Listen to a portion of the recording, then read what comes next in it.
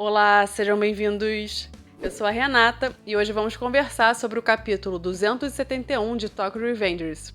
Antes de prosseguirmos, eu preciso dar um aviso importante. Galera, eu precisei fazer alterações no formato do vídeo dos reviews semanais de Tokyo Revengers. Bom, a partir do vídeo de hoje, eu não farei mais a leitura fala por fala dos diálogos, como já era de praxe, mas o vídeo será mais voltado para o review e análise do capítulo. Eu precisei alterar o formato do vídeo por inúmeros motivos, mas eu vou deixar um post na aba comunidade explicando isso melhor. Eu acho melhor explicar por lá do que ficar tomando tempo de vocês com explicações durante esse vídeo. Mas assim, vocês não vão ser prejudicados porque tudo que foi importante vai estar nesse vídeo. Bom, o capítulo começou com Shinichiro e o Akaza debaixo de um túnel, e logo de cara já foi revelado quem é o terceiro viajante do tempo. Até então, a gente só sabia que era o mendigo idoso que apanhou de uns bêbados. Mas quem é esse sujeito? Rama? Takemichi? Não, é um figurante aleatório que tem nariz comprido, cabelo desgrenhado, olhos esbugalhados e realmente não se parece com nenhum personagem conhecido, ainda que fosse velho. Mas será que ele é realmente um figurante relevante? Ou será que ele tem algum papel importante na história? Daqui a pouco a gente conversa sobre isso. Bom, o Shinichiro queria saber se aquele cara era realmente o viajante do tempo e como ele poderia fazer para regressar ao passado. O Aka até tentou tirar o Shinichiro de lá, porque para ele não fazia muito sentido o que eles estavam fazendo. Mas o Shinichiro não estava nem aí para a opinião do Waka e mandou ele calar a boca. Aí o Waka falou: "Ah, quer saber? Então tchau, eu tô indo pra casa." E o Shinichiro ficou sozinho com o mendigo. O Shinichiro continuou insistindo, querendo saber como ele poderia viajar no tempo. E aí temos uma informação bem importante, porque o mendigo disse que não iria entregar esse poder para ninguém e que não foi fácil para ele obter esse poder. O Shinichiro até tentou convencê-lo, explicando que ele queria o poder de viajar no tempo para salvar o seu irmão. E a resposta que o mendigo deu foi: "Eu até poderia te dar esse poder, se quisesse, mas você quer que eu renuncie ao meu poder por isso? Ou seja, para salvar o seu irmão? Que idiotice!" Aí o mendigo se levantou e resolveu meter o pé. E nesse momento ele disse uma outra coisa muito interessante. Ele disse que queria tanto viajar no tempo que obteve esse poder quando matou o antigo viajante. O Shinichiro, que já estava furioso com as palavras que o mendigo disse, ou seja, com essa forma de tratar o Mike como se fosse algo insignificante, quando ele ouviu essa história de como conseguiu o poder, ele não pensou duas vezes. Pegou um cano e atacou o mendigo, dando golpes na sua cabeça. Você achou essa cena familiar? Pois é, tem duas coisas que eu queria chamar a atenção nesse painel e daqui a pouco eu vou comentar com vocês com mais calma. 1. O Shinichiro parece ter sido tomado pelos impulsos sombrios, assim como o Mike. E 2. Esse golpe dado pelo Shinichiro lembra muito o golpe que o Kazutora deu na cabeça do Shinichiro e acabou matando. Ou seja, existe karma em Tokyo Revengers. Bom, essa cena como um todo é muito pesada. O golpe no mendigo, o sangue escorrendo da cabeça dele. Enfim, mesmo tendo sido golpeado, o mendigo continuou rindo e disse que, assim como ele, o Shinichiro escolheu matar. O Shinichiro ficou ainda mais enfurecido e golpeou o mendigo seguidas vezes. E o mendigo, por sua vez, ficou amaldiçoando o Shinichiro, talvez até literalmente. No final, o Shinichiro golpeou o mendigo tantas vezes que acabou o matando. Ele achou que voltaria ao passado automaticamente após matar o mendigo, mas nada aconteceu. E então ele se deu conta que matou o homem à toa e que seria incapaz de voltar no tempo. No dia seguinte, em 30 de julho de 2005, o Sanzo decidiu ir à casa do Shinichiro porque ele estava preocupado com ele. E no meio do caminho, ele viu o Shinichiro quase pulando de uma ponte. Sanzo saiu correndo e tentou impedir que o Shinichiro pulasse, mas ele havia decidido se suicidar e tinha certeza que morreria quando pulasse daquela ponte. Shinichiro sentia que chegou ao fundo do poço e que já não tinha mais esperança para ele. Shinichiro decidiu se matar no dia em que ocorreu o acidente do Mike, que o deixou em estado vegetativo. E tudo o que ele queria era voltar para aquele dia. Sanzo gritou, tentou impedi-lo de saltar, mas Shinichiro pulou da ponte. Foi tudo tão rápido que o Sanzo nem teve a chance de segurar o Shinichiro e ele começou a cair. No momento em que o Shinichiro tinha a certeza que morreria em paz, ele viajou no tempo e, conforme o seu desejo, ele voltou justamente no dia do acidente do Mike. E nós vemos que o grande trauma dos fãs de Tokyo Revengers, o aviãozinho, voltou nesse capítulo. Eu acho que ele já tem mais aparições que o Takeyomi, e se bobear até mais que os irmãos Haitani. Eles estão há tanto tempo sem aparecer na batalha que eu acho que eles já foram embora e foram fazer festinha na casa deles, né? Mas enfim, logo de cara, eu preciso fazer 3 considerações importantes sobre essa última imagem. 1. Pelo final do capítulo, podemos concluir que o momento que o Shinichiro fez o salto temporal e entrou na consciência do Shinichiro do passado foi exatamente durante essa cena aqui que está aparecendo agora na tela. E a partir dessa constatação, eu quero chamar a atenção para 2 detalhes. O primeiro é que eu tenho as minhas dúvidas se esse aviãozinho é igual aos outros.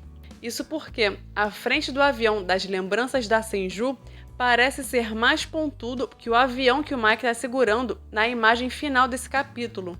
Então, eu tenho a impressão que são 2 aviões diferentes. Além disso, nas lembranças da Senju, o Shinichiro aparece com o braço direito apoiado no sofá, enquanto na imagem final do capítulo de hoje, o Shinichiro está apoiado com o braço esquerdo. E podemos extrair 3 hipóteses disso. 1. O Kenwaku errou, o que eu acho improvável. 2. O Shinichiro não conseguiu salvar o Mike na sua primeira viagem. Em outras palavras, isso significa que o Shinichiro viajou de novo e voltou mais de uma vez para esse dia do acidente. Então, se por acaso o Shinichiro voltou ainda mais no passado, ele conseguiu fazer algo que o Takemichi nunca conseguiu. O Takemichi nunca voltou mais de uma vez para o mesmo dia. 3. O que nós estamos vendo são realidades diferentes. Ou seja, seria o Doutor Estranho no Multiverso da Loucura? Não, mas seria o Shinichiro no Multiverso de Tokyo Revengers. Socorro. Se eu já sofro para explicar viagem no tempo, imagina se eu tiver que explicar o que é multiverso, né? Não faz isso comigo, Kenwaku. Enfim, nesse momento, eu apostaria mais na segunda hipótese. Antes de prosseguirmos para o próximo ponto, eu acabei de me dar conta que eu ainda não pedi para vocês me darem aquela forcinha. Então, se toda semana você está batendo ponto aqui no canal e me acompanha nos reviews semanais, já vai deixando o seu like. E caso você ainda não seja inscrito, pare de dar esse mole. Se inscreve e também ative o sininho para ser avisado dos próximos vídeos, ok? Bom, nesse capítulo ficou bem claro que o Shinichiro foi tomado pelos impulsos sombrios após a morte do Mike. No capítulo passado, começou a bater essa desconfiança quando o Shinichiro socou o muro e depois quando ele agrediu os bebuns. Mas agora nós temos certeza disso. No momento em que ele golpeou e matou o mendigo, ele estava com os impulsos sombrios. E isso nos faz voltar à questão dos impulsos sombrios do Mike. Eu já tinha comentado com vocês sobre a minha teoria de que podem ser uma espécie de eco ou resquício da linha do tempo original. Em um vídeo anterior, eu até comentei que poderia ser um resquício do estado vegetativo do Mike, e isso poderia explicar porque o Mike sente que a sua mente fica em branco quando está tomado pelos impulsos sombrios. Além disso, quando Mike estava em estado vegetativo, só estavam em funcionamento o hipotálamo e o tronco cerebral, que são as partes que regulam justamente os impulsos mais fortes do ser humano e os movimentos reflexos. Mas considerando que o Shinichiro também foi tomado pelos impulsos sombrios, é possível que, de alguma forma, o Mike tenha herdado os impulsos sombrios do Shinichiro. Ou seja, os impulsos do Mike seriam de qualquer forma um resquício da linha do tempo original. E muita gente tem perguntado: mas e os impulsos sombrios do Salfterano? Galera, eu não acho que seja a mesma coisa que os impulsos sombrios do Mike.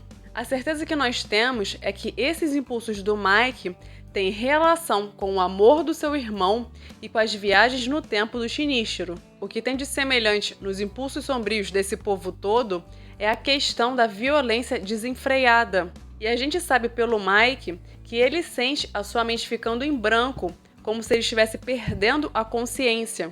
Por outro lado, não me parece que o Salfterano perdia a sua consciência. Pelo contrário, na minha opinião, ele sabia exatamente o que ele estava fazendo. Além disso, em tese, o Terano não tem qualquer relação com viagens no tempo. Então, na minha opinião, não tem como afirmar que os impulsos sombrios do Mike, do Shinichiro e do Salf sejam a mesma coisa. Bom, mudando um pouco de assunto, como de praxe, o Ken Wakui esclareceu uma coisa ou outra, mas acabou trazendo mais perguntas do que respostas. Contudo, ele trouxe informações muito importantes nesse capítulo. A primeira delas é que o poder de viajar no tempo é obtido por meio da transferência de um viajante para o outro. Uma das formas de fazer essa transferência é matar o atual portador desse poder, mas não necessariamente essa é a única forma. Até porque o próprio mendigo deu a entender que, em tese, ele poderia renunciar a esse poder e passar para o Shinichiro. Ele só não quis fazer isso porque ele achou a motivação do Shinichiro muito idiota. O segundo ponto importante é que, em tese, só existe um usuário desse poder por vez. O Shinichiro é o viajante anterior e o Takemichi é o atual. E por que eu estou deduzindo isso? Porque o mendigo disse expressamente que para passar o poder ao Shinichiro, ele precisaria renunciar a ele. Inclusive, o mendigo afirmou que matou o usuário anterior e assim obteve o poder. E isso nos leva a uma outra questão. Nós sabemos que o Kazutora matou o Shinichiro, que era o antigo portador desse poder. Será que o Kazutora também se tornou um viajante do tempo quando matou o Shinichiro? Até porque, logo depois de ter golpeado o Shinichiro, ele começou a dizer sem parar: é tudo culpa do Mike, é tudo culpa do Mike. E as viagens no tempo não deixam de ser culpa do Mike. Será que foi isso que o Kazutora quis dizer? E outra coisa, se em tese só pode existir um portador desse poder por vez, como foi que esse poder chegou no Takemichi se ele não matou ninguém? Até onde sabemos, né? Não podemos esquecer que o Shinichiro morreu em 2003 e o Takemichi só obteve esse poder de viajar no tempo em 2017. O que aconteceu com esse poder durante esses anos? Será que temos um quarto viajante? Bom, o terceiro ponto é que quando o usuário acaba de adquirir o poder ou vai utilizá-lo pela primeira vez, ele aciona a habilidade de viagem no tempo sem a necessidade de um gatilho. Aparentemente, o que leva o poder a despertar é o fato de o seu portador estar prestes a morrer ou, quiçá, efetivamente morrer. Aliás, vocês devem lembrar que o Takemichi, na sua primeira viagem, foi empurrado nos trilhos do metrô por uma pessoa misteriosa. E quando ele estava prestes a morrer, ele fez o salto temporal de volta para o passado espontaneamente. Então, galera, naquele momento, o Takemichi não teve um gatilho, até porque o Naoto, assim como a Hina, eles estavam mortos na primeira linha do tempo mostrada no mangá. Vocês lembram que o Takemichi viu a notícia da morte deles na TV naquele mesmo dia? Pois é, o Naoto só se tornou o gatilho do Takemichi quando ele viajou para o passado, ele encontrou o Naoto criança e contou que ele e a Hina iriam morrer. Nesse momento que ele contou para o Naoto, fez toda a diferença porque eles apertaram a mão, Takemichi voltou ao presente e o Naoto estava vivo. Então, o Naoto se tornou o gatilho do Takemichi só no segundo salto temporal. Então, é possível que algo parecido tenha acontecido com Shinichiro. O primeiro salto temporal dele pode ter sido espontâneo, e aí depois ele encontrou um gatilho, possivelmente o Sanzo. E agora, com essas novas revelações, a gente começa até a questionar se a pessoa que empurrou o Takemichi não fez isso como uma forma de acionar o poder que estava dentro do Takemichi, mas que ele sequer sabia que tinha. Indo um pouco mais além, podemos pensar que a pessoa misteriosa que empurrou o Takemichi nos trilhos poderia ser um viajante do tempo que, ao tocar no Takemichi, transferiu o poder para ele e o empurrou para acionar o salto temporal.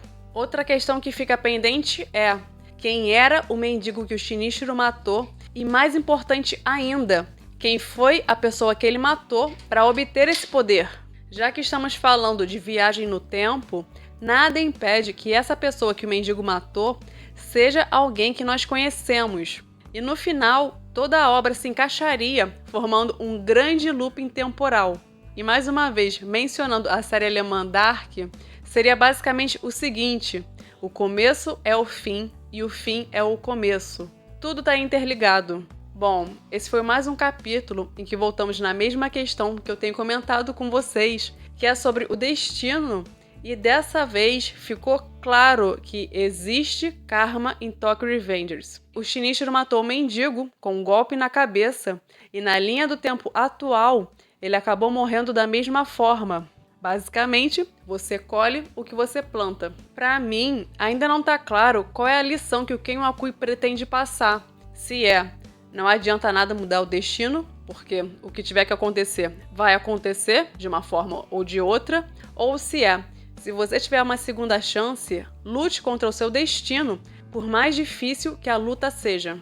Eu acredito mais nessa segunda hipótese. Muitas vezes, a vida não dá segundas chances, mas o Takemichi resolveu aproveitar a segunda chance que ele teve, salvou uma porrada de gente e agora está tentando salvar o Mike. De que adianta ter uma segunda chance e não fazer nada? Se o Takemichi fugisse de tudo de novo, como ele já tinha feito no passado, ele continuaria sozinho, né? Então, ainda que nos capítulos esteja presente essa ideia de que o destino não pode ser mudado, ao mesmo tempo, me parece que a obra trata justamente sobre mudar o destino.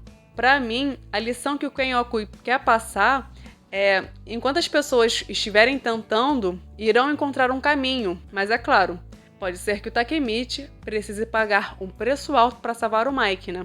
Enfim, eu espero que você tenha gostado desse vídeo, e se foi o caso, eu te peço para se inscrever, caso ainda não tenha feito isso. Aproveita também para clicar no like e compartilhar o vídeo com algum amigo. Não esquece também de ativar as notificações para não correr o risco de perder novos vídeos. Eu vou ficando por aqui, até breve!